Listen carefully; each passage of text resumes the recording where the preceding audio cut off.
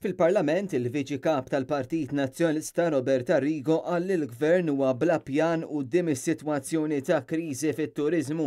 Meta kien qiegħed jitkellem fid-dibattitu dwar il-Ministeru għat-Turiżmu, id-deputat Robert Arrigo qal li l-Gvern nefa' ammont kbir ta' flus fi propaganda u jekk wieħed jara l-viżjoni ekonomika u l-pjan immedjat f'dan is-settur jara kemm dan il-Gvern huwa bla viżjoni. U qal li Malta jeħtieġ li jkollha pjanar xieraq speċjalment f'dawn is-sentej li ġejjin li huma kruċjali.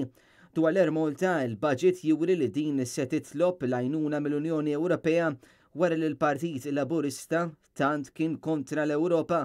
Arrigo qal li issa falla kollox wara li saru bidliet fl-uffiċjali tal-Malta u appella lill-Gvern biex jispeċifika kemm se jitlob mill-Unjoni Ewropea. Intant il-web tal-Grupp Parlamentari Nazzjonalista Robert Kutajjar tkellem dwar il-prodott turistiku fil-Meliħa, sempaw l-Bahar, Buġibba u l-Awra u appella biex isir l-investiment meħtieġ biex dan il-prodott ikun imtejjeb.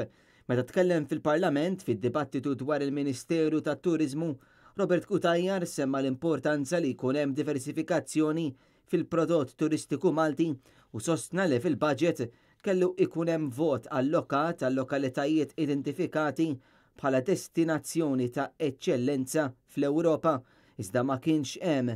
F'Malta hawn 10 lokalitajiet f'din il-kategorija li issa ġew minsija.